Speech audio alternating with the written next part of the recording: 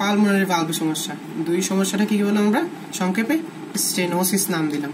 ওকে, যাই হোক, তাহলে আমি একটা ছোট্ট রিক্যাপ নিই। যখন হার্ট পর্যাপ্ত পরিমাণ কার্ডিয়াক আউটপুট দিতে পারবে না তখন ওটাকে হার্ট ফেলিয়ার বলি। কজ কি লিখলাম, যদি কোনো কারণে ফেলিয়ার বলতে মূলত আমরা ভেন্ট্রিকলকে বোঝাই। Left ventricular failure, right ventricular failure, biventricular failure. Left হতে পারে, রাইট হতে পারে, দুইটা একসাথে হতে পারে। তিন প্রকার টাইপসে বলে ফেললাম: left ventricular failure, right ventricular failure, biventricular failure. শেষ, তিনটা প্রকারভেদ। তো ফেলিয়ার হওয়ার তিনটা কারণ লিখলাম, বেশি লিখি নাই। এক হচ্ছে সে ব্লাড কি হচ্ছে, তার কোনো কারণে অবস্ট্রাকশন হচ্ছে। হ্যাঁ, তার যাওয়ার পথে কোনো কারণে কি হচ্ছে, অবস্ট্রাকশন হচ্ছে। এটা কি বললাম, আউটফ্লো অবস্ট্রাকশন। আউটফ্লো অবস্ট্রাকশন হলে কি কমবে, কার্ডিয়াক আউটপুট কমবে।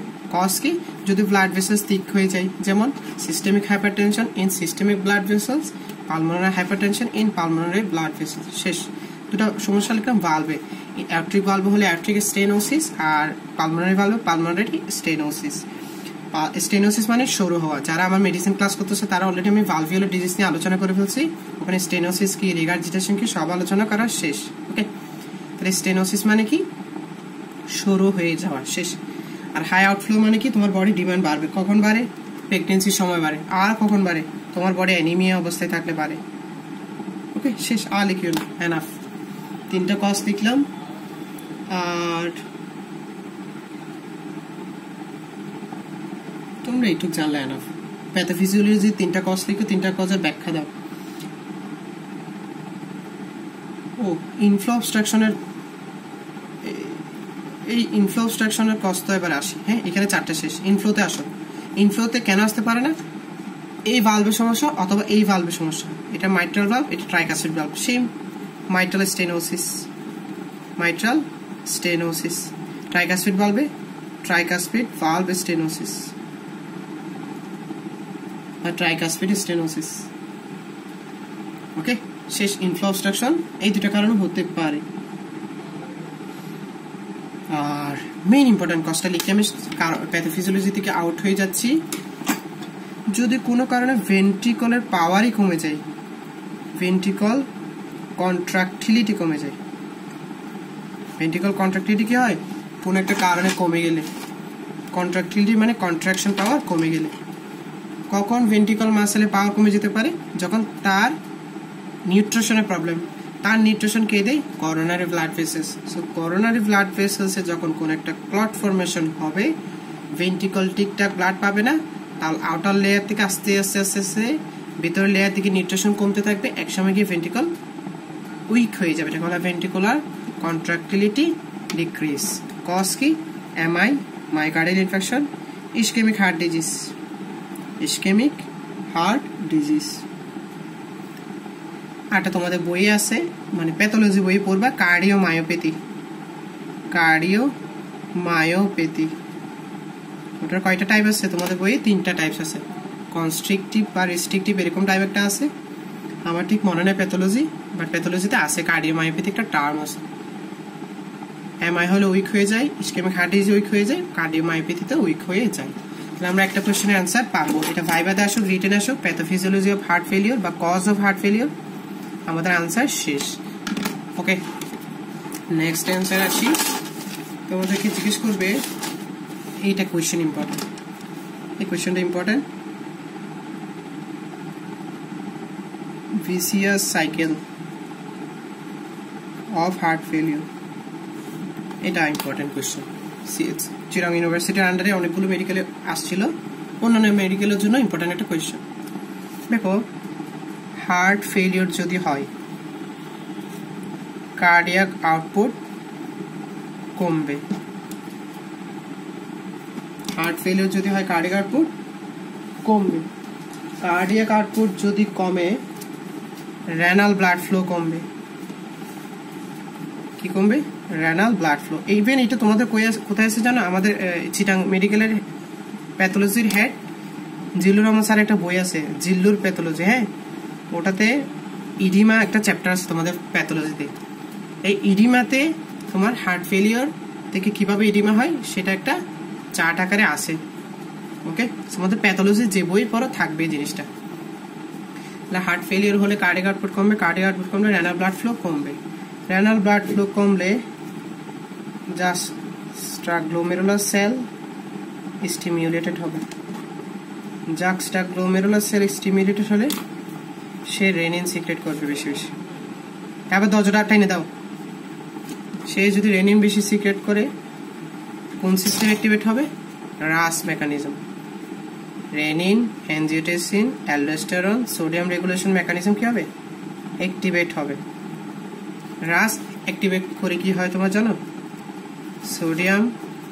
সোডিয়াম এন্ড ওয়াটার রিটেনশন করবে, সোডিয়াম এন্ড ওয়াটার রিটেনশন করবে রাস অ্যাক্টিভেট হয়ে। হ্যাঁ, সোডিয়াম এন্ড ওয়াটার রিটেনশন হওয়ার পর তাহলে কি হবে? তোমার ব্লাড ভেসেলসে ব্লাড ভলিউম বাড়বে, তোমার ব্লাড ভলিউম বাড়বে।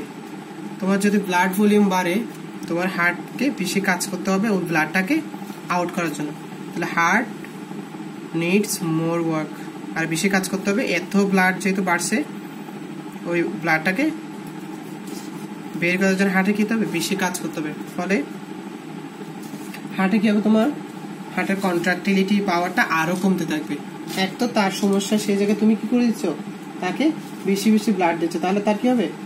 সমস্যা হবে। ওকে, সমস্যাটা কিরকম হবে? তার মায়োকার্ডিয়াল কি হবে? একটা ওয়ালে একটা স্ট্রেস পড়বে, তার মায়োকার্ডিয়াল ওয়ালে স্ট্রেস পড়বে। এতগুলো ব্লাড যেহেতু আসতেছে, স্ট্রেস মায়োকার্ডিয়াল ওয়ালে কি হবে? একটা স্ট্রেস পড়বে, মায়োকার্ডিয়াল কি হবে? ইনজুরি হবে, যেটা কার্ডিয়াক হার্ট ফেলিয়ারকে আরো বেশি কি করবে? খারাপের দিকে নিয়ে যাবে, ওভারসেনিং করবে, খারাপ ওভারসেন, আরো সিচুয়েশনটাকে আরো খারাপ করবে। এটা হচ্ছে ভিসিয়াস সাইকেল। এরপর কার্ডিয়াক আউটপুট আরো কমবে, রেনাল ব্লাড ফ্লো আরো কমবে, আবার হবে, আবার অ্যাক্টিভেট হবে, আবার চলবে। এটা ভিসিয়াস সাইকেল। ওকে, এটা এখানে শেষ না।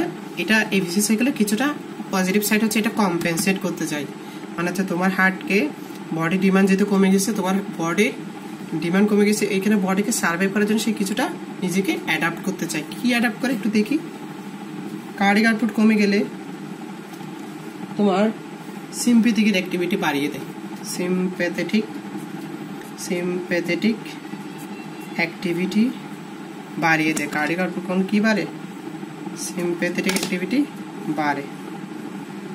সিম্প্যাথেটিক অ্যাক্টিভিটি মানে ফোর্স অফ কন্ট্রাকশন বাড়বে। কি বাড়বে? ফোর্স অফ কন্ট্রাকশন বাড়বে। হার্ট রেট বাড়িয়ে দেয়।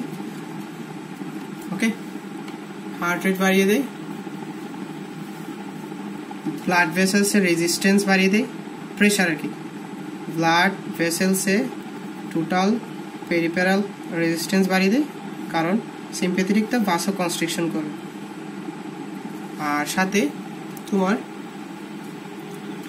কিছুটা কি হবে? তোমার আর্টেরিয়াল কনস্ট্রিকশনও বাড়ে। মানে ব্লাড ভেসেলস, এটা দুটাই একসাথে চলে আসছে। ব্লাড ভেসেলসের মধ্যে আর্টারি ভেইন দুটাই চলে আসছে। তাহলে ফগ বাড়লো, ফোর্স অফ কন্ট্রাকশনকে বাড়াতে চেষ্টা করে, হার্ট রেট বাড়ে, ব্লাড ভেসেলসে কি হয়? টোটাল পেরিফেরাল রেজিস্ট্যান্স বাড়ে। ওকে, তাহলে এই জিনিসগুলো চাই কি জানো? হার্টটাকে মানে হার্টের এই কন্ডিশনটাকে মিনিমাইজ করার চেষ্টা করে, বাট কম্পেনসেট হয় না, উল্টা আরো খারাপ হয়ে যায়। কম্পেনসেটটা হচ্ছে উল্টা কি হয়? আরো খারাপ হয়। কেমনে খারাপ একটু বলছি, দেখো। এই যে তোমার একটা কথা বলি, এটা একটু আজীবন মাথায় রাখতে হবে, একদম এটা সবসময় লাগবে। এটা যদি একটা হার্ট চিন্তা করি, হ্যাঁ, এটা তার রেড কালার দিয়ে আমি কি বোঝাই? ধরো আর্টারি বোঝাচ্ছি, হ্যাঁ, আর ব্লু কালার দিয়ে এটার ভেইন বোঝাচ্ছি, আর মাঝখানে তোমার কি ক্যাপিলারিস বোঝাচ্ছি। কেন আজীবন লাগবে বললাম? দেখো, হার্ট তোমার যখন সিস্টলের সময় কন্ট্রাকশন করে আর্টারি দিয়ে, আর তার কাছে ব্লাডটা ব্যাক করে ভেইন দিয়ে, যদি কোনো কারণে তার আর্টারিতে প্রেশার বেশি হয়, এই যে টোটাল পেরিফেরাল রেজিস্ট্যান্সটা আবার আর্টারির মধ্যেও পড়ে। যদি কোনো কারণে তার আর্টারিতে কি হয়, রেজিস্ট্যান্স হয়, আর্টারিতে রেজিস্ট্যান্স হয়, তখন তার ভেন্ট্রিকল বেশি পরিমাণ কষ্ট করতে হবে ব্লাডটাকে বের করার সময়। কখন? সিস্টলের সময়। এই যে তার মধ্যে যে লোডটা পড়তেছে এটাকে বলে আফটার লোড। মনে রাখবা আফটার লোড অনেকটা ব্লাড প্রেশারটাকেই ইন্ডিকেট করে।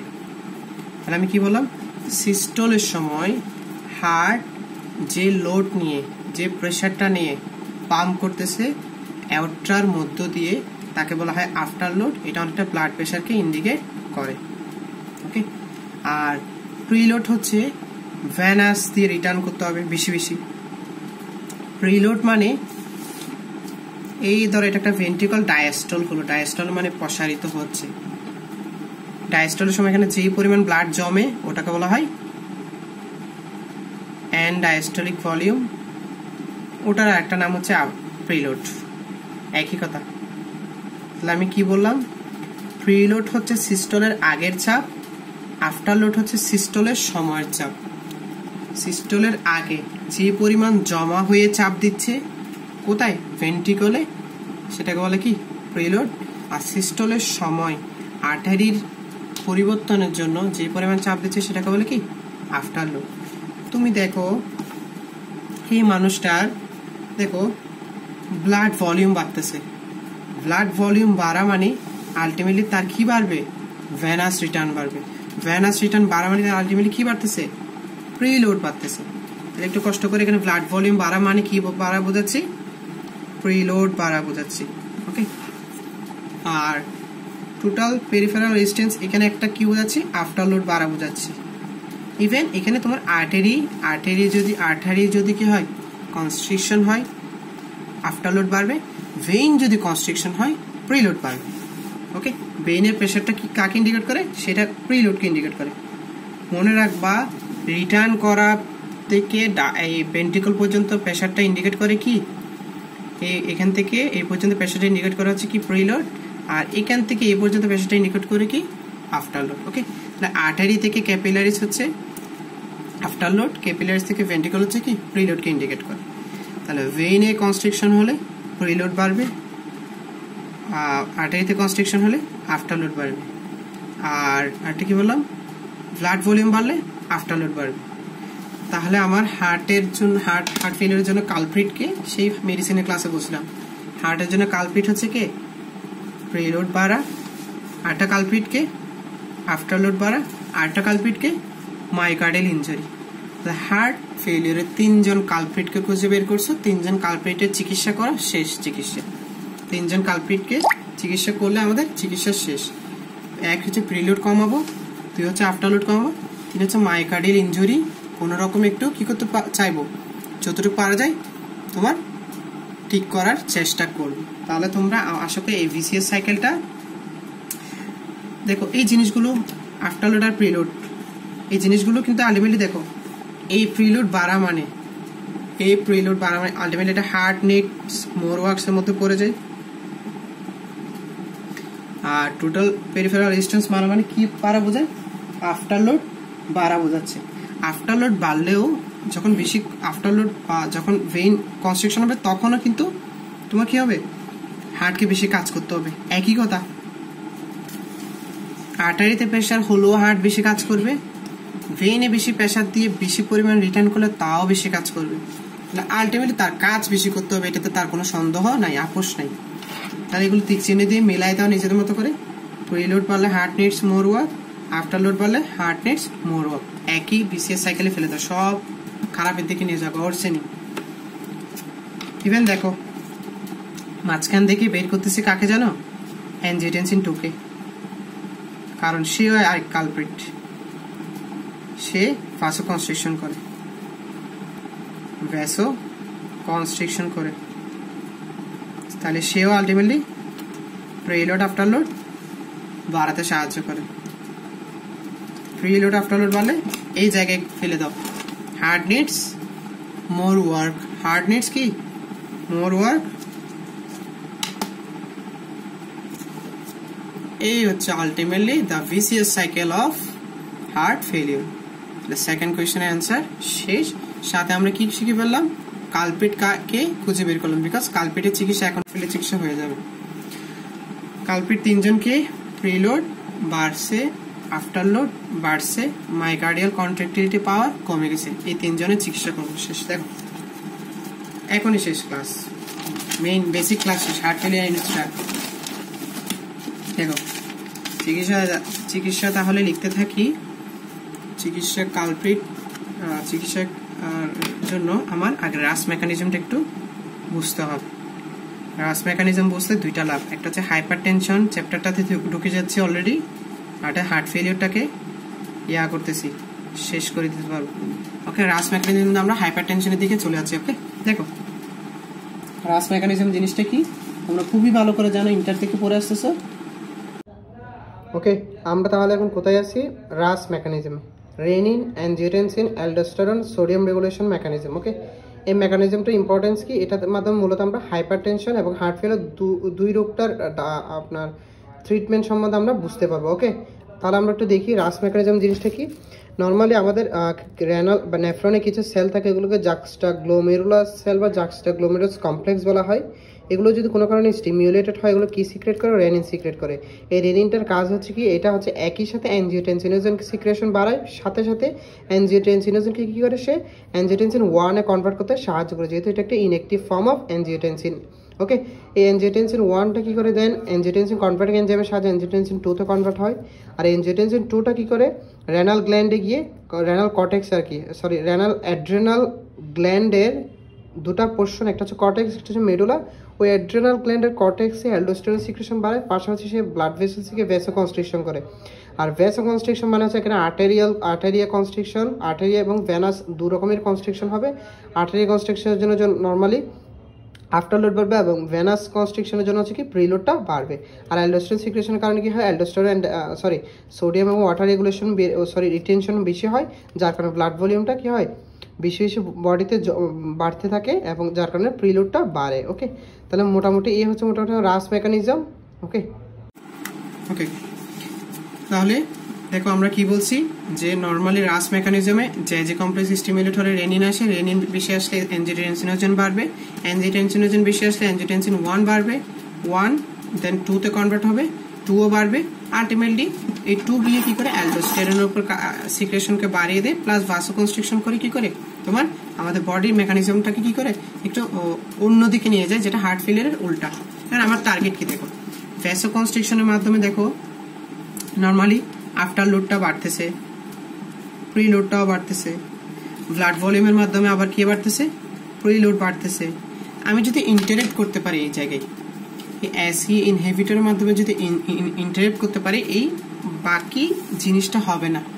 তাহলে বাকি জিনিসটা না হলে হার্ট ফেলিওর জিনিসটা কি হবে, ইমপ্রুভ হবে। সো হার্ট ফেলিওর জন্য নাম্বার 1 চয়েস অফ ড্রাগ যেটা সবসময় ইউজ হয়, এটা হচ্ছে কি অ্যাসি ইনহিবিটর। ওকে, নাম্বার 1 চয়েস হচ্ছে কি অ্যাসি ইনহিবিটর। শেষ। কেমনে কাজ করে একটু পরে বলে, আগে হেডলাইন বলে ফেলি। এই জায়গায় ইন্টারেক্ট করতে না পারলে একটু পরে ইন্টারেক্ট করো, যেখানে গিয়ে অ্যানজিওটেনসিনোজেনকে তুমি আটকাবা। Angiotensinogen receptor blocker, ARB, angiotensinogen 2 receptor blocker. সেই যাতে ভ্যাসোকনস্ট্রিকশন করতে না পারে, সেই যাতে অ্যালডোস্টেরন সিক্রেশন বাড়াতে না পারে, সে তার উপর আমরা কাজ করব। ওকে, তাহলে আমরা ACE ইনহিবিটর এই জায়গায় যদি ইন্টারেক্ট করতে না পারে, সেকেন্ড চয়েস অফ ড্রাগ হচ্ছে কি অ্যানজিওটেনসিন রিসেপ্টর ব্লকার। ওকে, তাহলে এই দুইটা হচ্ছে ড্রাগ অফ চয়েস। এবার দেখো এরপরে যে ড্রাগটা আমরা ইউজ করতে পারি, আমরা ABCD দিয়ে মাথায় রাখি, তাহলে একটু মনে থাকবে। এ দিয়ে হচ্ছে এই দুইটা ACE ইনহিবিটর, আর হচ্ছে কি ARB,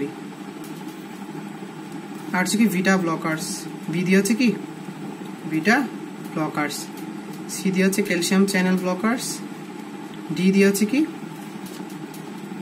ডায়োরেটিক্স, ডি দিয়ে কি ডায়োরেটিক্স, আর হচ্ছে ডাইলেটর, ভাসোডাইলেটর। শেষ তো ড্রাগ, আর কি দিবা, এনাফ তো, অনেকগুলো ড্রাগ দিয়েছি। ACE inhibitor, ARB, beta blockers, calcium channel blockers, diuretics, dilators. পরীক্ষা আসলে এগুলো লিখো, এনাফ লাগবে না। এখন দেখো অ্যাসি ইনহিবিটর কিভাবে কাজ করে একটু করে বুঝলাম, ARBটা বুঝলাম, বিটা ব্লকার্স দরকার নয়, পরে বুঝবো। আমরা আপাতত ডাইলেটরস এর দিকে চলে যাচ্ছি। ভ্যাসো ডাইলেটরস এগুলোর নাম কি? ভ্যাসো ডাইলেটরস। এগুলো কোন জায়গায় কাজ করবে? এই জায়গায় কাজ করবে। ওই ভিসিএস সাইকেলটাতে যাও, যেসব জায়গায় দেখতেছ টোটাল পেরিফেরাল রেজিস্ট্যান্স বাড়তেছে, যেসব জায়গায় ভ্যাসো কনস্ট্রিকশন হচ্ছে, ওইসব জায়গায় গিয়ে কে কাজ করবে? ভ্যাসো ডাইলেটরস কাজ করবে। তুমি চিন্তা করো, ভ্যাসো ডাইলেটরস যদি কাজ করে, দেখো এই জায়গায় কনস্ট্রিকশন হওয়ার জন্য আফটারলোড বাড়তেছে, এই জায়গায় কনস্ট্রিকশন হওয়ার জন্য প্রিলোড বাড়তেছে। এই জায়গাটাকে যদি ডাইলেশন করতে পারি, আফটারলোড কমবে। এই জায়গায় যদি ডাইলেশন করতে পারি, প্রিলোড কমবে। তাহলে আমার ভ্যাসো ডাইলেটরসের কাজ হচ্ছে ওই জায়গায়। আর্টারিকে ডাইলেশন করবে, আর কাকে ডাইলেশন করবে? ভেইনকে করবে। ভ্যাসো ডাইলেশন করবে দুইটা জায়গায়, আর্টারি আরটা কি? ভেইন। আর্টারি কি করলে কি কমাতে পারবো আমি? আফটারলোড কমাতে পারবো। আর ভেইন কি করলে কি কমাতে পারবো? প্রিলোড কমাতে পারবো। শেষ। ভ্যাসো ডাইলেটরস এইভাবেই কাজ করে। ডায়োরেটিক্স কাজ করবে এই জায়গায়, সোডিয়াম ওয়াটার রিটেনশন যেটা হচ্ছে ওটাকে বের করে দিবে। এই ডায়োরেটিক্স কাজ করবে এই জায়গায়। ওকে, ডায়োরেটিক্স কাজ করবে এই জায়গায়, ওগুলোকে বের করে দিতে। সোডিয়াম ওয়াটার রিটেনশন ওটাকে কি করবে? আউট করে দিবে। ইভেন অ্যালডোস্টেরন অ্যান্টাগনিস্ট দিতে পারো, অ্যালডোস্টেরন অ্যান্টাগনিস্ট, সেটা কাজ করবে এই জায়গায়। যেমন স্পাইরোনোলেকটন, সেটা কাজ করবে এই জায়গায়। অ্যালডোস্টেরনের কাজ করতে দিবে না, এই জায়গাকে ইনহিবিট করবে। Aldosterone antagonist, spironolactone. Okay, potassium sparing diuretics এগুলো। আর ডায়োরেটিক্স তাহলে মোটামুটি আমরা classification of drug which are used in heart failure বুঝলাম। এখানে দিতে পারো অ্যাডি, আরটা দিতে পারো অ্যালডোস্টেরন অ্যান্টাগনিস্ট, অ্যাডি দিতে পারো অ্যালডোস্টেরন অ্যান্টাগনিস্ট। ওকে, তাহলে ড্রাগ অফ চয়েস পরীক্ষা যদি আসে, এই সিম্পল এগুলো লিখবা, সাথে এগুলোর পেছনে কিছু ল্যাস লাগাবা।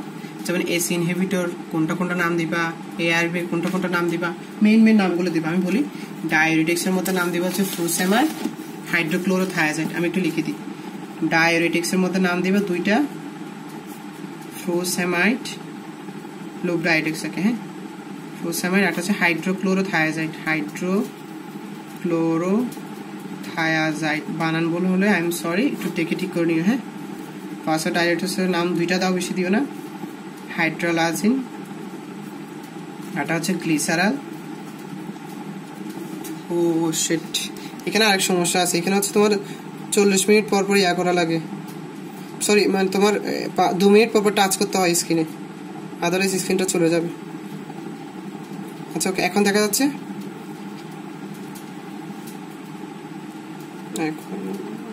তাহলে ভ্যাসো ডাইলেটরস বেশি দিও না, হাইড্রোলাজিন দাও, আর হচ্ছে গ্লিসারাল ট্রাইনাইট্রেট দিতে পারো। ওকে, তাহলে এগুলো হচ্ছে ভ্যাসো ডাইলেটরসের নাম বললাম। আর যদি আর কেউ বাড়তি লিখতে চাও তাদের জন্য বলি নাইট্রোপ্রোসাইড দিতে পারো। নাইট্রোপ্রোসাইড দুইটা এনাফ, তাও আর দুইটা বাড়াই দিলাম যারা একটু বেশি মার্ক পেতে চাও। আইসো সরবিট, এটা অনেকটা নাইট্রেট আর কি, আইসো সরবিট নাইট্রেট। শেষ, ভ্যাসো ডাইলেটরস শেষ। এবার আসি অ্যাসি ইনহিবিটর, কোনগুলো বেশি দেওয়া যেতে পারে। ওকে, অ্যাসি ইনহিবিটর মধ্যে তোমরা এগুলো কিছু কিছু নাম মিল আছে, যেমন প্রিল, PRIL, প্রিল থাকলে আমরা এগুলোকে বলি অ্যাসি ইনহিবিটর। লোল থাকলে এগুলোকে ম্যাক্সিমামকে কি বলি আমরা? Beta blockers. ওকে, তো প্রিল নাম থাকবে র্যামিপ্রিল, ক্যাপটোপ্রিল, ওকে, লিসিনোপ্রিল, তাও তিনটা enough. 4 ARB, angiotensin receptor blocker, angiotensin 2 আর কি। হ্যাঁ, লসার্টেন, ভালসার্টেন, এগুলো সার্টেন ওয়ার্ডটা থাকে, সার্টান। ওসার্টিল নাম শুনছো না? ওসার্টিল, এটা হচ্ছে কি ARB ড্রাগ, সবাই খায়। লোসার্টেন মানে ওসার্টিল আর কি, আর হচ্ছে ভ্যালসার্টেন। ওসার্টিল খাই না, এরকম খুব কম পেশেন্ট আছে। ড্রাগ অফ চয়েস হাইপারটেনশনের ক্ষেত্রে আগে দেয় আর কি, লেস সাইড এফেক্ট সেই কারণে।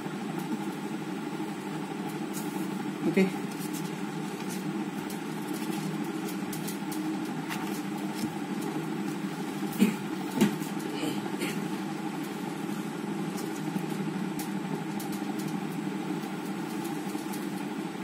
এই মিউট করো নিজেকে।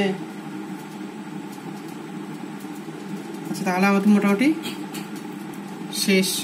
এই 4টা ড্রাগ মেইনলি লিখবা, আর 5-6 আমি যেগুলো বললাম ক্যালসিয়াম চ্যানেল ব্লকার্স আর ভিটা ব্লকার্স, এগুলো আসলে বাস্তবিক কথা বলি হার্ট ফেলিয়ারে অতটা ইফেক্টিভ না। আমার কথা বুঝছো?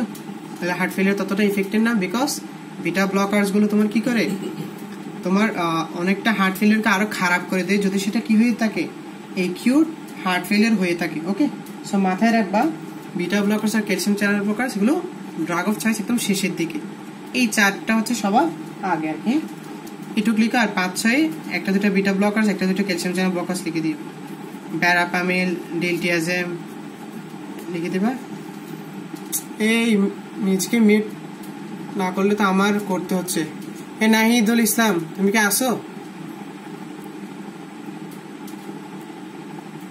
থাকলে নিজেকে একটু মিট করো না, বারবার ইন্টারেক্ট হচ্ছে তো। আচ্ছা শেষ, তাহলে ড্রাগ অফ চয়েস শেষ। আমরা এবার একটু ভিন্ন কোনো কিছুর দিকে যাচ্ছি। তাহলে আমাদের মোটামুটি ড্রাগ অফ চয়েস শেষ। একটু তোমরা মাথায় যেটা রাখবা, ভিটা ব্লকার যেগুলো আছে, হ্যাঁ ওকে, এগুলো নর্মালি একিউট হার্ট ফেলিয়ারকে আরো ওরসেনিং খারাপের দিকে নিয়ে যায়, বিকজ এগুলো তোমার ফোর্স অফ কন্ট্রাকশনটাকে কমিয়ে দেয়।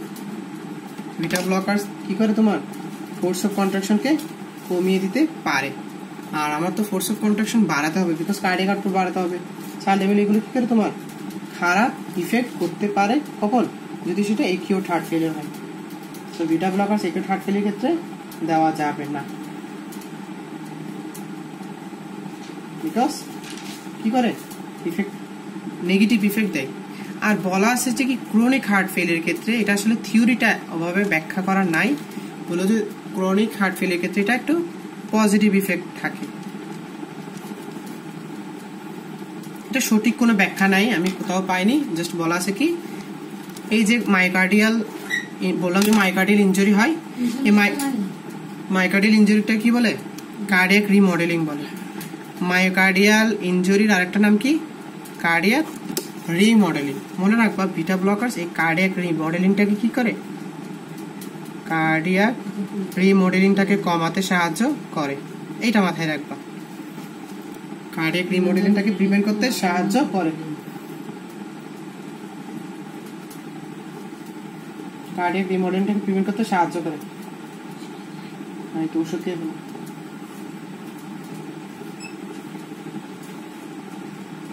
ওকে, তাহলে এটা একটু মাথায় রাখবে, এটা পাইবার জন্য ইম্পর্টেন্ট একটা কোয়েশ্চেন। কেন ভিটা ব্লকার্স আমরা একিউট হার্ট ফেলিয়ার দিব না, বিকজ এটা কি করে ফোর্স অফ কন্ট্রাকশন কমায় ফেলে। এটা আরেকটা নাম হচ্ছে কি negative inotropic effect, negative inotropic effect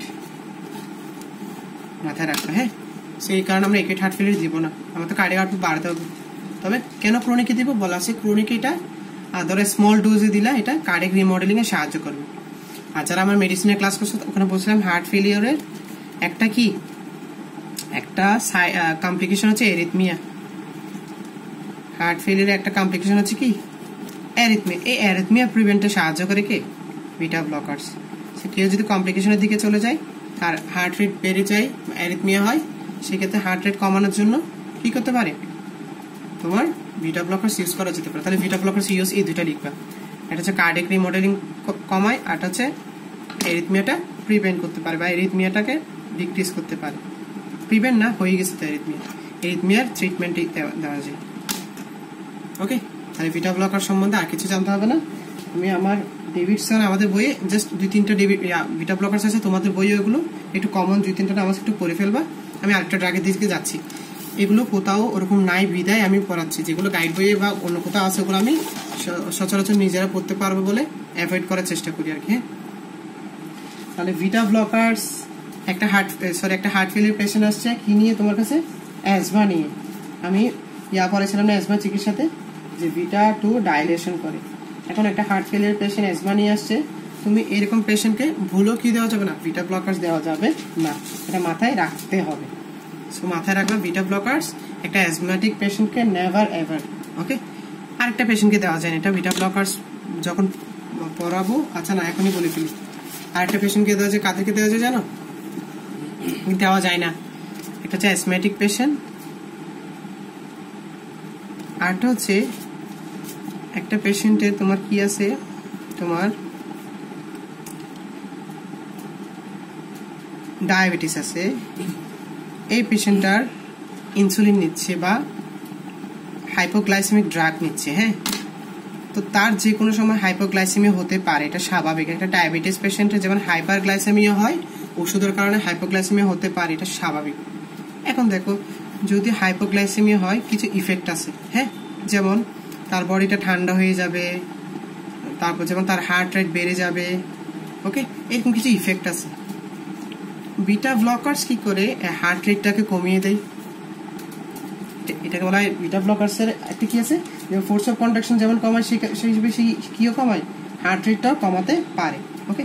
এটা বলা হয় negative chronotropic effect, chronotropic effect. তাহলে বিটা ব্লকার্স আরেকটা কি কমাতে পারে বললাম, হার্ট রেট কমাতে পারে। এই পেশেন্টটার যে হার্ট রেট বাড়ছে, হাইপোগ্লাইসেমিয়া হয়েছে, তুমি বুঝলে তারপরেই তো তার হাইপোগ্লাইসেমিয়ার চিকিৎসা দিবা। তুমি তো তাকে বুঝতেছো না যে তার হাইপোগ্লাইসেমিয়া হয়েছে কেন, তার যে বুঝার যে সাইন আছে, সাইনগুলো কে হাইড করে রাখছে, বিটা ব্লকার্স। এটা বলা হয় বিটা ব্লকার্স এর মাস্কিং ইফেক্ট। এটা বিটা ব্লকার চ্যাপ্টারে পড়বা। What is the masking effect? Masking মানে ঢেকে দেওয়া বা কাভার করা। What is the masking effect of beta blockers?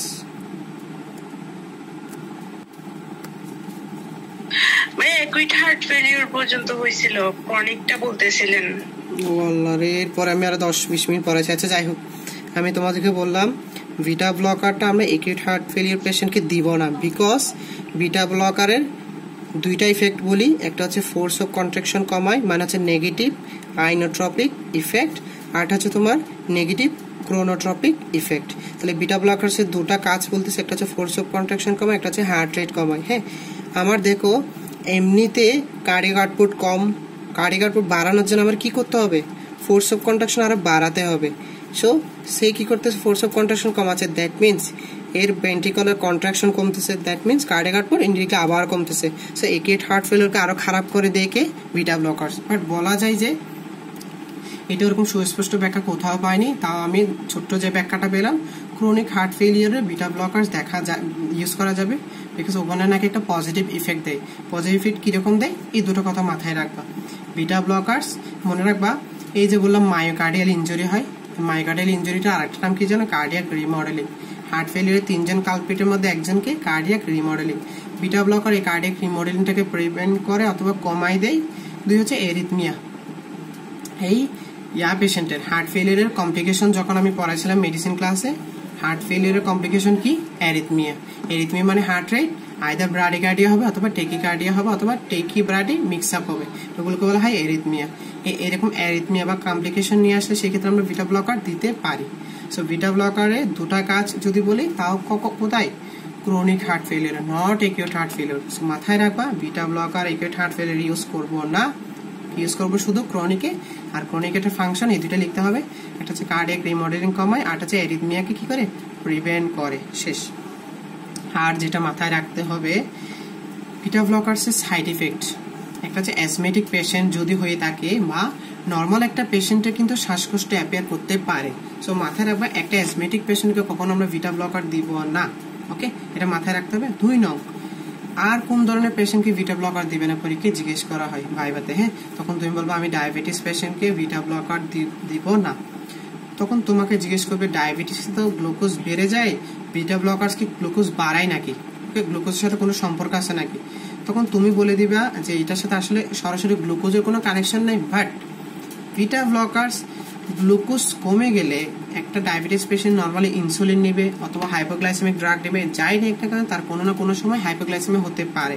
Hypoglycaemia হলে কিছু সাইন এন্ড সিমটমস অ্যাপিয়ার করে, যেমন তার বডি ঠান্ডা হয়ে যাবে, হার্ট রেট বেড়ে যাবে, বা এরকম কিছু সিমটমস অ্যাপিয়ার করে, হ্যাঁ। এখন দেখো বডি ঠান্ডা না সুইটিং হয়ে যায়, সুইটিং, ওকে, তো এরকম সুয়েটিং হচ্ছে, হার্ট রেট বাড়তেছে। এখন তুমি এগুলো দেখে বুঝতেছো পেশেন্টটা কোথায় চলে গেলো, হাইপোগ্লাইসেমিয়া চলে গেলো, তুমি তার চিকিৎসা দিবা। এটা হচ্ছে অ্যাজ একটা নর্মাল ডায়াবেটিস পেশেন্টের। আর যে ভিটা ব্লকার্স খায়, ভিটা ব্লকার্স এর কাজ কি, হার্ট রেট কমানো। বলছিলাম কিছুক্ষণ আগে, সেই পেশেন্টের যে হার্ট রেট বাড়ছে সেটা তুমি আর বুঝতে পারবা, কখনো পারবে না। সুইটিংটাও ইনডিরেক্টলি ভিটা ব্লকার কমাই দিবে, তো তার সুইটিং থাকবে না, হার্ট রেট কমে যাবে। আলটিমেটলি এই জিনিসগুলো হাইড হয়ে যাবে বা মাস্ক হয়ে যাবে, মানে কাভার হয়ে যাবে। সেই জন্য এটাকে বলা হয় ভিটা ব্লকার্স এর মাস্কিং ইফেক্ট। ভাইবাতে জিজ্ঞেস করে ভিটা ব্লকার্স এর মাস্কিং ইফেক্ট কোথায় দেখা হয়, তুমি বলবা ডায়াবেটিস পেশেন্টদের। কখন দেখা হয়, ইনসুলিন দেওয়ার পর হাইপোগ্লাইসেমিয়া হয়ে গেলে, হাইপোগ্লাইসেমিয়ার সাইন এন্ড সিমটমস যেগুলো আছে সবগুলোকে বিটা ব্লকার্স কি করে, মাস্ক করে ফেলে, মানে হাইড করে ফেলে। এই হাইড করার কারণে আমি বুঝি না, এই পেশেন্টের অবস্থা আরো খারাপ হয়ে যায়। একটা কথা মাথায় রাখবা, একটা হাইপারগ্লাইসেমিয়ার পেশেন্ট, তার শরীরে ক্ষতি হতে অনেক সময় লাগবে, নেফ্রোপ্যাথি হতে, নিউরোপ্যাথি হতে অনেক বছর সময় লাগবে। বাট একটা হাইপোগ্লাইসেমিয়ার পেশেন্ট 10 মিনিটের মধ্যে মারা যেতে পারে। সো মাথায় রাখবা, বাসায় কখনো কোনো একটা পেশেন্ট দেখতেছো মাথা ঘোরাই পড়ে যাচ্ছে, হ্যাঁ, তোমার যদি হাতে কি থাকে, গ্লুকোমিটার থাকে, আগে গ্লুকোজটা চেক করে দেখো কমে গেছে কিনা। যদি বাই চান্স কমে যায়, সেই ক্ষেত্রে ঘরে বেশি পরিমাণ চিনি মিক্স করে, বেশি পরিমাণ সামান্য পানিতে মিক্স করে খাওয়াই দেবা, হ্যাঁ, অথবা মধু খাওয়াই দিবা। এটা হচ্ছে হাইপোগ্লাইসেমিয়ার ঘরের চিকিৎসা। বাইরের জন্য তোমার গ্লুকোজ সলিউশন আছে, আইভিতে দেওয়া হয়। ওকে, আমরা ওয়ার্ডে দেওয়া হয়, দেখছিলাম। এগুলো বেসিক কথা আর কি। একটা মাথা ঘোরায় গেলে, একটা নর্মাল পেশেন্ট, ছোট বাচ্চা বড় বাচ্চা যে বয়সে হোক, একটা নর্মাল পেশেন্ট মাথায় ঘোরায় পড়ে গেলে শুরুতে গ্লুকোজ লেভেলটা দেখা উচিত। Hypoglycaemia is a most common cause for dizziness বা এরকম মাথা ঘোরানোর মেইন কজ আর কি। হ্যাঁ, যাই হোক, মাস্কিং ইফেক্টটা আশা করি বুঝছো। মাস্কিং ইফেক্টটা পরীক্ষার জন্য ইম্পর্টেন্ট। হ্যাঁ, ওকে, তাহলে আমরা বিটা ব্লকার শেষ, আমরা এবার নেক্সট কিছু একটাতে যাই। আমি তোমাদেরকে এগুলো আসলে শুধু হার্ট ফেলের মধ্যে আমি নাই, তুমি এসি ইনহিবিটর চিন্তা করো, ভিটা ব্লকার চিন্তা করো, সবগুলো কিন্তু এইটা কিন্তু আরেকটা কাজ আছে, ব্লাড প্রেশারও কমায়। ওকে, ভিটা ব্লকার কিন্তু কি করে, তোমার ব্লাড প্রেশারও কমায়। আলটিমেটলি তুমি ব্লাড প্রেশারের চিকিৎসা কিন্তু ইনডিরেক্টলি বুঝে যাচ্ছ। ওকে, সো মাথায় রাখো, ভিটা ব্লকার কিন্তু ব্লাড প্রেশারও কমায়।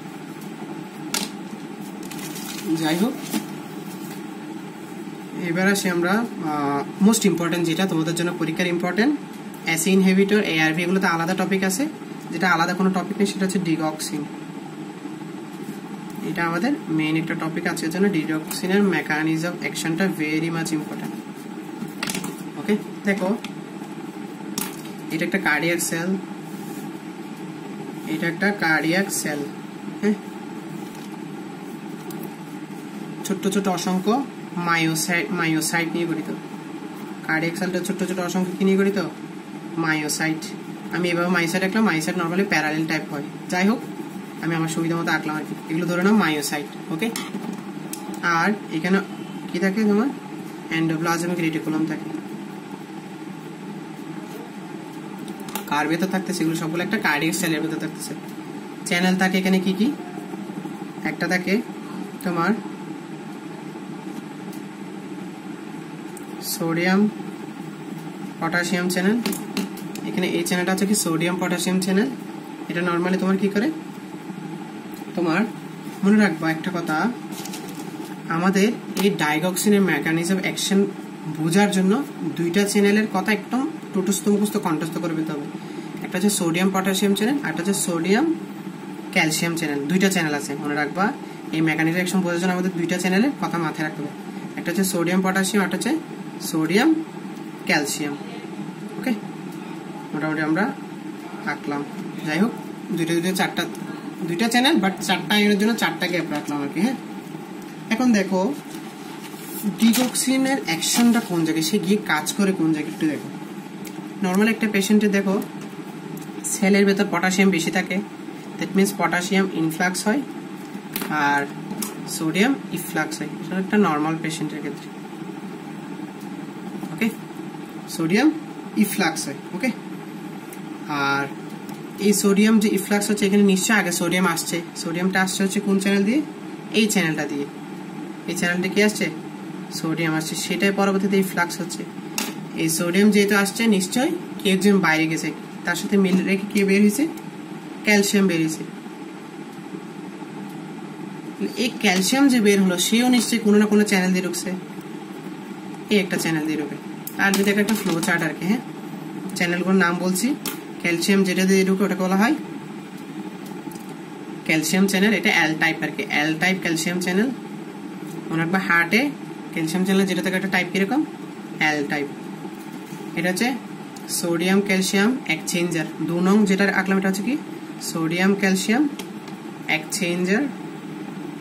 আর ফার্স্টে যেটা আঁকলাম এটা হচ্ছে sodium potassium ATPase pump, sodium potassium ATPase pump. তাহলে আমি 3টা চ্যানেল আঁকলাম। দেন এখন একটু বোঝানোর চেষ্টা করছি। তাহলে আশা করি তোমরা বুঝছো। আমি একটা হার্টের সেল আঁকলাম, ভেতরে কিছু মায়োসাইট আঁকলাম, একটা এন্ডোপ্লাজমিক রেটিকুলাম আঁকলাম, আর 3টা চ্যানেল আঁকলাম। একটা সোডিয়াম পটাশিয়াম চ্যানেল, কাজ কি দিলাম, পটাশিয়াম ভিতরে ঢুকে সেলের ভেতরে কে, মনে রাখবো অলওয়েজ সেলের ভেতরে কে, মানে পটাশিয়াম অলওয়েজ সেলের ভেতরে বেশি আর সোডিয়াম অলওয়েজ বাইরে বেশি। একটা হচ্ছে ইন্টারসেলুলার ফ্লুইড, একটা হচ্ছে এক্সট্রাসেলুলার ফ্লুইড। যাই হোক দেখো এটা ইসিএফ, এটা আইসি। ওকে দেখো 3টা চ্যানেলের কাজ বললাম। একটা এই চ্যানেলের কাজ হচ্ছে পটাশিয়াম ভেতরে ঢুকানো, সোডিয়াম বের করে। এই সোডিয়াম ভেতরে যেহেতু বের হচ্ছে নিশ্চয়ই সে কোনো না কোনো ভাবে আসছে। সে কিভাবে আসছে, সোডিয়াম ক্যালসিয়াম এক্সচেঞ্জার দিয়ে সোডিয়াম ঢুকছে আর ক্যালসিয়াম বের হচ্ছে। এই যে ক্যালসিয়ামটা বের হচ্ছে সেও কোনো না কোনো ভাবে আসছে। কোন চ্যানেল দিয়ে আসছে, এল টাইপ ক্যালসিয়াম চ্যানেল। এই হচ্ছে নর্মালি প্রসেস। ওকে, আর এর মধ্যে দেখো মাথায় রাখবা নর্মালি যতটুকু ক্যালসিয়াম আসে সবটুকু ক্যালসিয়াম সাথে সাথে বের হয় না, সাথে সাথে কখনো ক্যালসিয়াম বের হবে না। ওকে, সেগুলো আগে গিয়ে তোমার ইয়ারে জমা হয়। মনে রাখবে ক্যালসিয়ামগুলো যেগুলো আগে ঢুকবে সেলে সেগুলো আগে গিয়ে কোথায় জমা হবে, ইয়ারে এন্ডোপ্লাজমিক রেটিকুলামে জমা হবে। সময় অনুযায়ী এগুলো কাকে দান করে দিবে, সে মায়োসাইটকে দান করে দিবে। মায়োসাইট কি নিয়ে গঠিত, অ্যাক্টিন মায়োসিন নিয়ে। অ্যাক্টিন মায়োসিন কন্ট্রাকশন করবে। এটা হচ্ছে একটা নর্মাল প্রসেস। ওকে, ক্যালসিয়াম সাথে সাথে বেরোবে না, ক্যালসিয়ামগুলো আগে এখানে কাজ করবে, কন্ট্রাকশন করবে, রিল্যাক্সেশনের সময় ক্যালসিয়ামটা বের হয়ে যাবে। ওকে, এটা হচ্ছে নর্মাল একটা প্রসেস। ডিগক্সিন কি করে, 2টা কাজ করে। এক হচ্ছে তোমার এই চ্যানেলটাকে ইনহিবিট করবে। এই চ্যানেলটাকে ইনহিবিট করলে ওকে পটাশিয়াম ভিতরে ঢুকতে পারবে না, সোডিয়াম বাইরে বের হতে পারবে না। তাহলে আলটিমেটলি সোডিয়াম কনসেন্ট্রেশন বাড়বে কোথায়, সেলের ভেতরে। ওকে, পটাশিয়াম কনসেন্ট্রেশন সেলের বাইরে বাড়বে বা অ্যাটলিস্ট ভেতরে সোডিয়ামটা বাড়বে, এটা শিওর হয়ে বলতে পারো। পটাশিয়াম বাইরে বাড়ুক না বাড়ুক, ভেতরে সোডিয়ামটা বাড়বে, এটা মাথায় রাখবা। ভেতরে সোডিয়াম যখন বাড়বে, আমার কথা বুঝো, এই জায়গায় গিয়ে ক্যালসিয়াম ডিগক্সিন আবার কাজ করবে। এই জায়গাটাকে কি করবে, ইনহিবিট করবে। ওকে, এই জায়গাকে ইনহিবিট করলে নর্মালি দেখো সোডিয়াম ক্যালসিয়াম এক্সচেঞ্জের মাধ্যমে ক্যালসিয়ামটা বের হচ্ছিল, এই জায়গায় ইনহিবিট করলে আলটিমেটলি ক্যালসিয়াম বের হতে পারবে না। তাহলে ভেতরে ক্যালসিয়াম কনসেন্ট্রেশন বাড়তে থাকবে। তাহলে দেখো 2টা কথা বললাম। একটা হচ্ছে তোমার সোডিয়াম পটাশিয়ামকে ইনহিবিট করে সোডিয়াম কনসেন্ট্রেশন বাড়ালো। সোডিয়াম কনসেন্ট্রেশন যখন বাড়লো তখন সোডিয়াম ক্যালসিয়াম এক্সচেঞ্জার এমনিতেই কাজ অফ করে দিবে। তুমি দেখো সোডিয়াম ঢুকবে কখন, যখন ভেতরে কম থাকবে। এখন তো সোডিয়াম ভেতরে যথেষ্ট পরিমাণ আছে, সে কেন ঢুকবে, সে যদি না ঢুকে ক্যালসিয়াম বের হবে না। ক্যালসিয়াম যদি বের না হয় আলটিমেটলি ক্যালসিয়াম বাড়বে। কথাটা দুভাবে বলতে পারি, এক হচ্ছে সোডিয়াম বাড়ার কারণে ক্যালসিয়াম বের হবে না, আর এক হচ্ছে ডিগক্সিন সরাসরি কাজ করে ক্যালসিয়ামকে বের হতে দিবে না। 2টা কাজ 2ভাবে বলতে পারি। ওকে, আলটিমেটলি ভেতরে কে বাড়লো, ক্যালসিয়ামটা বাড়লো। সোডিয়ামটা আর দরকার নাই আমার, আপাতত ক্যালসিয়ামটা হচ্ছে আমার মূলত। এই ক্যালসিয়ামগুলো গিয়ে এখন কোথায় জমা হবে, বেশি বেশি ক্যালসিয়াম এন্ডোপ্লাজমিক রেটিকুলাম জমা হবে। ওকে, এই এন্ডোপ্লাজমিক রেটিকুলাম থেকে এগুলো কি হবে, কন্ট্রাকশনের আগে কাকে দান করে দিবে, মায়োসাইটকে দান করে দিবে। তাহলে মায়োসাইটে অ্যাক্টিন মায়োসিন কাপলিংটা আরো বেশি হবে, কন্ট্রাকশন আরো বেশি হবে। কন্ট্রাকশন আলটিমেটলি বেশি হলে কি হবে, ফোর্স অফ কন্ট্রাকশন বাড়বে। ফোর্স অফ কন্ট্রাকশন বাড়লে কার্ডিয়াক আউটপুট বাড়বে, কার্ডিয়াক আউটপুট বাড়লে হার্ট ফেলিয়ার এর প্রভাবটা কিছুটা কমবে। তাহলে হচ্ছে ডিগক্সিনের মেকানিজম অফ অ্যাকশন। এই যে ডায়োরেটিক্স লিখলাম, ডাইরেটরস লিখলাম, আর একটা ডিতে লিখা ডিগক্সিন ড্রাগের মধ্যে, আর একটা ডিতে লিখো কি ডিগক্সিন।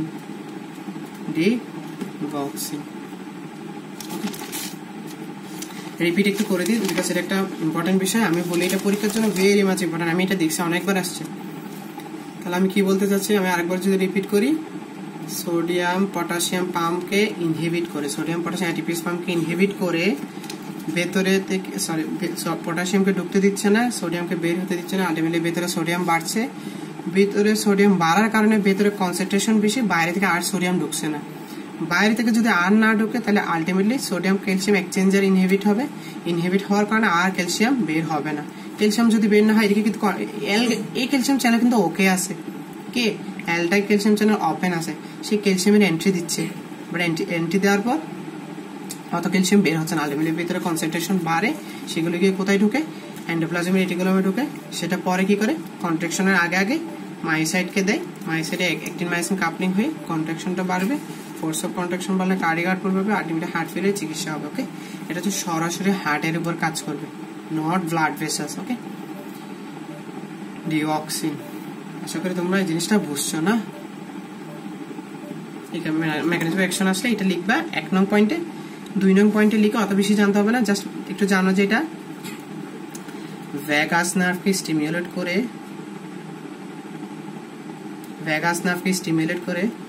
ভ্যাগাস নার্ভ খুব সম্ভবত একটা প্যারাসিম্পেথেটিক নার্ভ, হার্ট রেট কমায়, এইটুক জানো। এটা সেকেন্ড ইফেক্ট, এটা লিখে আর বেশি কিছু লিখে না। ওকে, তাহলে দুইটা মেকানিজম অ্যাকশন লিখবে, একটা হচ্ছে এটা লিখবা, আর 2 কি লিখবা, ভ্যাগাস নার্ভকে স্টিমুলেশন করে কোনোভাবে, আমার জানতে হবে না কিভাবে করছে, হার্ট রেট কমায়, শেষ। এই দুইটা ইফেক্ট লেখার পর তোমার মেকানিজম অ্যাকশন অফ ডিগক্সিন শেষ। ওকে, এটা পরীক্ষা আসবে, ভেরি মাচ ইম্পর্টেন্ট। ওকে, মাথায় রাখবে। হ্যাঁ, দেখো একটা জিনিস মাথায় রাখবা, মনে রাখবা, সামটাইমস কিছু ড্রাগ আছে একই জায়গায় কাজ করবে। যেমন পটাশিয়াম যে জায়গায় কাজ করে, ডিগক্সিনও সেম জায়গায় কাজ করে। তো এরকম একই জায়গায় যখন কিছু ড্রাগ কাজ করে, সেই সময় আমাদের ফর্মুলাটা কি, অ্যাটলিস্ট এটার কনসেন্ট্রেশন এটার চেয়ে বেশি হতে হবে। ডিগক্সিনের কনসেন্ট্রেশন যদি পটাশিয়ামের চেয়ে বেশি হয়, সেক্ষেত্রে ডিগক্সিনে আমরা কোন ধরনের ইফেক্ট পাবো, থেরাপিউটিক ইফেক্টটা পাবো, থেরাপিউটিক ইফেক্টটা পাবো। আর যদি পটাশিয়ামের কনসেন্ট্রেশন বেশি হয়, সেই ক্ষেত্রে ডিগক্সিনে ভালো করে কাজ করতে পারবে না, থেরাপিউটিক ফেলিয়ার পাবো, থেরাপিউটিক ফেলিয়ার পাবো। ওকে, আর যদি পটাশিয়াম বেশি কম থাকে, তখন ডিগক্সিন বেশি কাজ করবে, তখন টক্সিক ইফেক্ট পাবো। এটা দ্বারা কি বোঝাতে যাচ্ছে জানো, একটা হাইপোক্যালামিয়া পেশেন্টকে ডিগক্সিন দেওয়া উচিত না। আমি কি বলতে চাচ্ছি, একটা হাইপোক্যালামিয়ার পেশেন্টকে ডিগক্সিন দেওয়া উচিত না। ব্যাখ্যাটা কি দিবা, বলবা ডিগক্সিন আর পটাশিয়াম সেম রিসেপ্টর বা সেম পাম্পের সেম জায়গায় কাজ করে। যদি কোনো কারণে পটাশিয়ামের কনসেন্ট্রেশন খুব বেশি কমে যায় বা হাইপোক্যালামিয়া হয়, সেই সময় ডিগক্সিন বেশি বেশি কাজ করবে। ডিগক্সিন বেশি বেশি কাজ করলে আমরা আলটিমেটলি ডিগক্সিন কি হয়, থেরাপিউটিক ডোজের চেয়ে বা থেরাপিউটিক ইফেক্টের চেয়ে আরো বেশি দিতে গিয়ে এটা কি ইফেক্ট দিয়ে দেয়, টক্সিক ইফেক্ট দিয়ে দেয়। তাহলে হচ্ছে ডিগক্সিনের 3 ধরনের ইফেক্টের ব্যাখ্যা।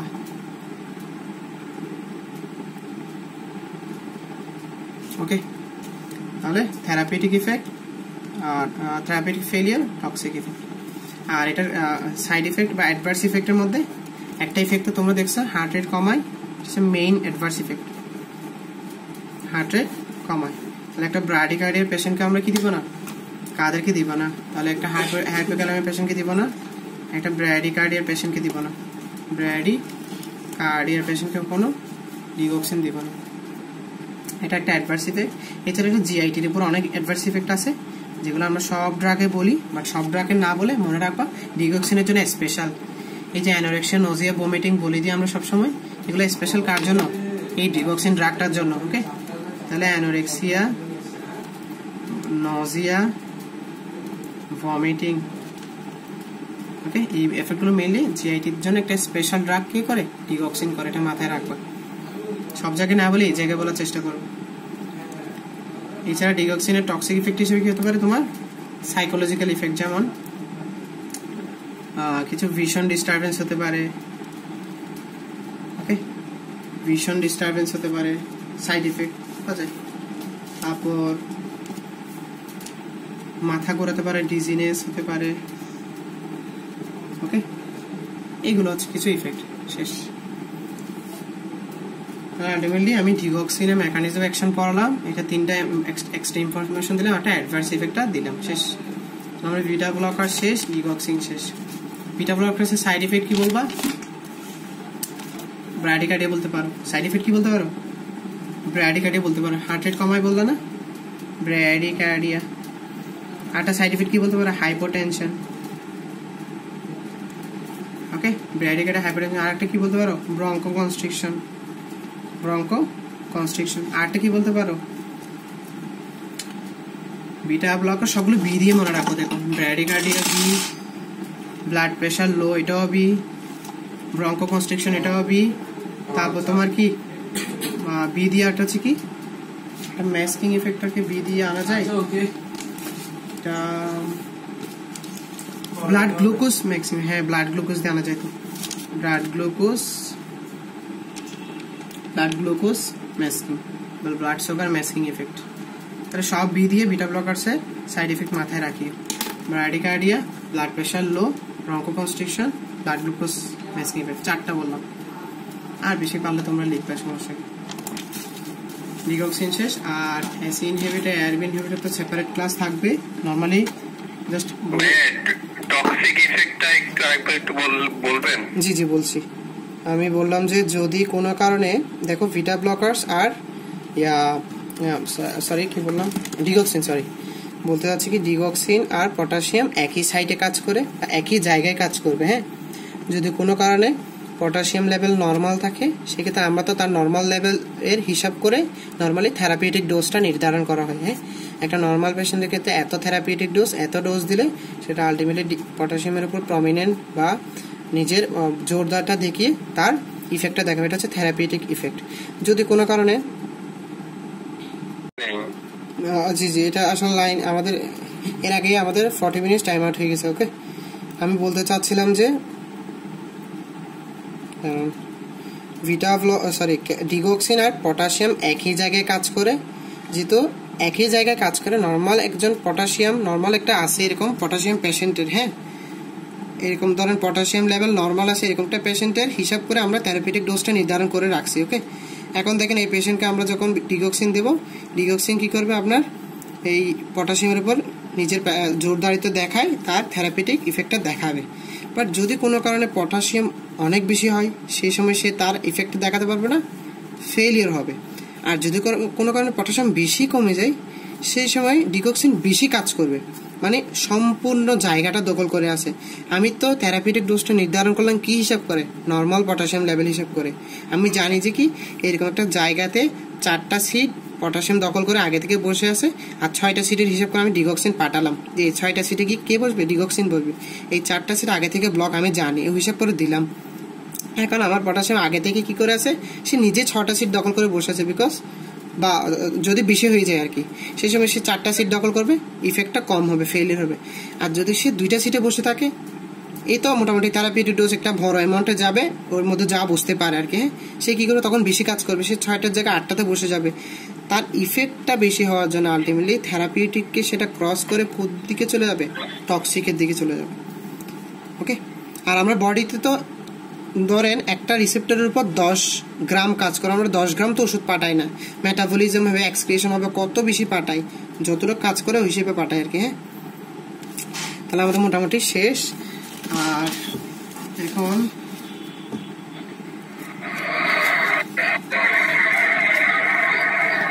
আচ্ছা, ক্যালসিয়াম চ্যানেল ব্লকারের মধ্যে এই 3টা ড্রাগ লিখেন: নিফেডিপিন, ডিলটিয়াজেম, এটা হচ্ছে প্যারাপামিন। ইনশাআল্লাহ যদি ক্যালসিয়াম চ্যানেল ব্লকার নিয়ে আলাদা ক্লাস নিয়ে এগুলোর ব্যাখ্যা দিবে, আসলে কোন ড্রাগটা ফর হার্ট ফেলিয়ার জন্য বেটার, কোন ড্রাগটা আপনার হাইপার টেনশনের জন্য বেটার, এরকম একটা ব্যাখ্যা আছে। হ্যাঁ,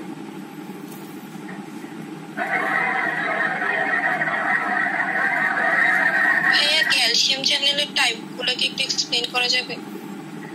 ক্যালসিয়াম চ্যানেল ব্লকারসের আমি 3টা ড্রাগের নাম লিখলাম, একটা হচ্ছে নিফেডিপিন, একটা হচ্ছে ডিলটিয়াজেম, আর হচ্ছে ব্যারা পামিল। ওকে, এই ড্রাগগুলো নর্মাল কাজটা কি, এরা আপনার কি করে, নর্মালি ব্লাড প্রেশারটাকে কমায় আর হার্ট রেটটা কমায়। ওকে, জিনিসটা আমার মাথায় রাখতে হবে।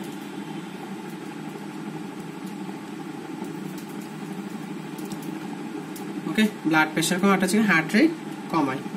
সো ব্রাডিকার্ডিয়া পেশেন্টকে দিতে পারবো না, যার ব্লাড প্রেশার কম তাকেও দিতে পারবো না। চয়েস অফ ড্রাগ না, হার্ট ফেলিয়ারের জন্য চয়েস অফ ড্রাগের মধ্যে কোনো রকমে কে পড়ে না আপনার এইসব ক্যালসিয়াম চ্যানেল ব্লকার্স পড়ে না।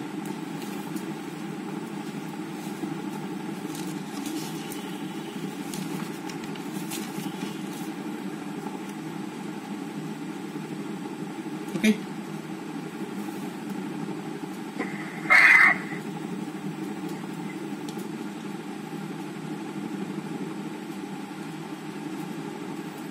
দেখেন এটা হচ্ছে আমার সেই 4th ইয়ারের নোট, এগুলো আমার সুন্দর করে গ্রাফ দিয়ে বোঝানো আছে। এটা আমি ক্যালসিয়াম চ্যানেল ব্লকার যদি পড়ানোর সুযোগ পাই আমি বলবো ইনশাল্লাহ। মানে ভাসোডাইলেটর ইফেক্ট ডিলটিয়াজিয়ামের সবচেয়ে বেশি, নিফেডিপিনের একটু কম, ব্যারাপামিলে আরও কম। আর কন্ডাক্টর ইফেক্ট সবচেয়ে বেশি কার, ব্যারাপামিলের। নিফেডিপিনের ডিলটিয়াজিয়ামের একটু কম, নিফেডিপিনের আরও কম। ওকে, সেই কারণে ডিলটিয়াজিয়ামকে নর্মালি অ্যানজাইনাতে ইউজ হয়, ব্যারাপামিলকে অ্যান্টি অ্যারিথমিক ড্রাগ হিসেবে ইউজ করা হয়, নিফেডিপিনকে হাইপারটেনশনে ইউজ করা হয়ে থাকে, বিকজ এটার ভালো ভাসোডিলেটর ইফেক্ট আছে। ওকে, সেগুলো আমি আজকে আলোচনা করতে জাস্ট এমনিতে বলার খাতিরে বললাম। ওকে, তাহলে মোটামুটি আমাদের ড্রাগের হিস্ট্রি শেষ। আর আজকে আর না, আমি ইনশাল্লাহ আমি সিবিএস এর যদি আর ক্লাস নেওয়ার সুযোগ পাই ইনশাল্লাহ, ইচ্ছা আছে, দেখি আমি অ্যাস ইনহিবিটর এআরবি গুলো আলাদা আলাদা করে টপিক ওয়াইজ পড়াবো। হ্যাঁ ইনশাল্লাহ, দেখি। আজকে আর না, আল্লাহ হাফেজ, সবাই ভালো থেকো।